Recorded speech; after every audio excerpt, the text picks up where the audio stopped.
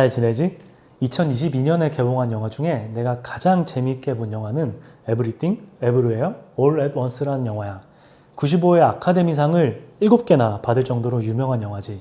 홍콩 배우 양자경이 나오는 멀티버스 B급 SF 영화라고 할 수 있는데, 현재 시간에서 코인스탁소를 운영하면서 근근히 살아가는 여자가 멀티버스에서는 세상을 구하는 영웅이라는 이야기야. 내가 이 영화를 좋아했던 이유는 여러 가지가 있지만 가장 인상 깊었던 건 마지막에 문제를 해결하는 방식이었어. 보통 이런 영화에서는 나쁜 사람들을 다 물리치고 주인공이 세상을 구하면서 영화가 끝나지. 그런데 이 영화는 나쁜 사람들의 문제를 하나하나 해결해주는 방식으로 세상을 구해. 무슨 얘기냐면 주인공을 막는 사람들이 악당으로 표현되긴 하지만 사실 각자의 인생 문제를 가지고 있어서 악당이 될 수밖에 없었거든. 먹고 사는 문제, 건강 문제, 인간관계 문제, 외롭고 우울한 문제 등을 가지고 있어서 정신 나갈 정도로 복잡한 사회에서 정신 차리고 살기 어려워서 악당이 될 수밖에 없었던 거지.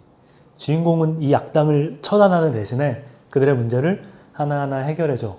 예를 들어서 허리가 아파서 미쳐버린 사람에게 무술로 허리 통증 도수 치료를 해준다든지 사랑이 필요한 사람들을 안아주던지 하는 방식으로 말이야. 그러면서 이렇게 얘기해. 우리에게 필요한 유일한 건 친절이라고. 남을 좋게 여기고 서로의 어려움을 돌아보라는 기독교적인 사고방식을 가진 나에게는 서로 친절하자는 메시지는 너무 받아들일 만한 메시지였어. 하지만 다른 사람에게 친절해본 경험이 있는 친구들은 알 거야.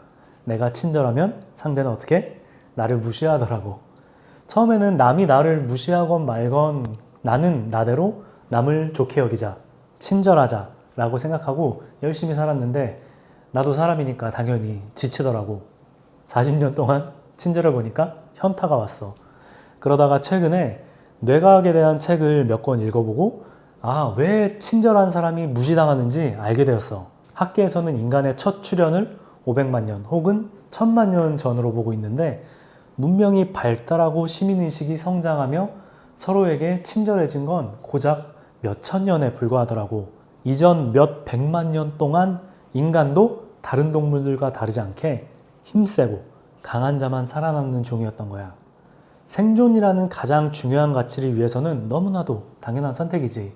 하지만 경제적으로 풍요로워진 오늘날에는 생존이 예전만큼 어려운 일이 아니야. 생존은 기본이 되었고 어떻게 더불어서 살아가냐가 더 중요한 시대가 됐거든. 그래서 내가 지금 잡아놓은 멧돼지로 며칠을 먹고 살 수 있지? 라는 생존의 고민은 전혀 하지 않고 내가 다른 사람과 어떻게 더불어 살지? 라는 고민을 하면서 이런 영상들을 만들고 있어. 그래서 뇌의 진화에 대한 과학책들을 보며 내가 친절했을 때 나를 무시하는 사람들을 이해할 수 있게 되었어.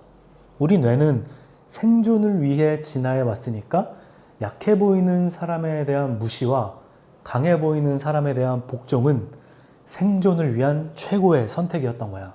거꾸로 친절하고 약해 보이는 사람을 고맙고 소중하게 생각하는 일은 이런 진화적인 본성을 거스르는 일이고 내가 많이 노력해야 되고 에너지도 들어가는 일이라는 걸 알았어.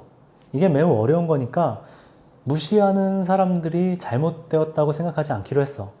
다만 그 사람이 연약하고 친절한 것에 대해 중요성을 깨달을 사건, 계기가 아직은 없었구나 라고 그 사람을 이해하기로 했어. 당연히 모든 사람이 이렇게 살아야 하는 것도 아니고. 하지만 친절하고 싶은 내 입장에서는 머리로는 이렇게 이해해도 자꾸 무시하는 사람들을 만나게 되면 나도 당연히 지치게 되지. 그래서 내가 다른 사람에게 어떻게 친절할 수 있을까에 대해서 계속 고민하던 중에 유시민 작가님의 쇼츠 영상을 봤어. 유시민님은 작가, 방송인, 그리고 전직 정치인으로 소개할 수 있을 것 같아. 학생운동 때문에 감옥에 갇혔을 때 작성한 항소 이유서는 민주화운동을 대표하는 명문으로 평가받고 있지. 최근에 내가 본 쇼츠에서 이렇게 말하시더라고. 사람은 다 달라요. 이래야 하는데 이렇지 않은 것에 대해서 울분을 가지기 시작하면 인생은 살기가 진짜 팍팍해져요. 우리가 서로 간에 영향을 줄 수 있는 유일한 거는 데이터뿐이에요. 좀 더 올바르고 정확한 판단을 하는데 필요한 데이터들을 자꾸자꾸 나누는 거죠. 여기서 유시민 작가님이 말한 데이터는 경험이라고 말할 수 있을 것 같아. 그러니까 어떤 일을 당한 A에게 B가 해줄 수 있는 말은 나는 그런 일에 이렇게 해본 적이 있어 라고 말해주는 거지. 야, 그건 이렇게 해야지 라는 참견, 지적과는 조금 다른 것 같아. 그래서 데이터라는 단어를 선택한 것 같기도 해.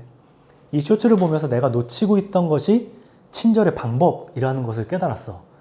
친절하다고 하면 그냥 상대를 다 받아주고 이해해주고 상대가 나를 무시해도 바보같이 헤헤헤 하고 이런 느낌이 있잖아. 이걸 내가 어떻게 아냐면 내가 그렇게 헤헤헤 했거든. 이런 대책 없는 친절은 상대가 나를 무시할 기회만 주는 거였더라고. 친절에도 전략이 필요했던 거야. 그래서 내가 중요하게 여기는 친절과 유시미 작가님이 말씀하신 데이터를 함께 생각해보면 이렇게 말할 수 있을 것 같아.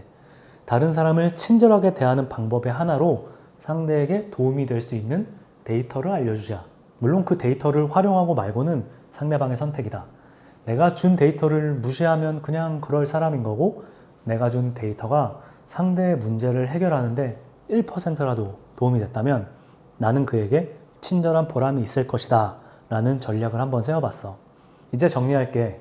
진짜 불과 어제까지만 해도 내가 꼭 다른 사람을 도와줘야 할까?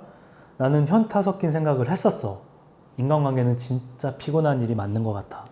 하지만 마음을 고쳐먹은 건 오히려 나를 생각하자는 이기적인 마음 때문이야. 무슨 말이냐면 사람이라는 존재는 타인에게 인정받아야만 살아갈 수 있더라고. 나는 물론 내가 믿는 하나님에 의해서 증명되기도 하지만 이 신앙도 연약해서 자꾸 흔들리기도 해. 그런데 신앙을 떠나서 일반적인 관점에서 말해보면 나라는 존재는 다른 사람이 인정해줄 때만 의미가 생기거든. 조금 더 자세히 설명하면 누군가가 나의 행동에 반응해줄 때 나는 내가 행동했다는 사실을 확인하는 거야. 예를 들어 내가 친구에게 야! 라고 말했을 때 친구가 왜? 라고 반응하면 내가 야! 라고 말한 게 증명이 되고 나라는 존재의 의미가 생기는 거지.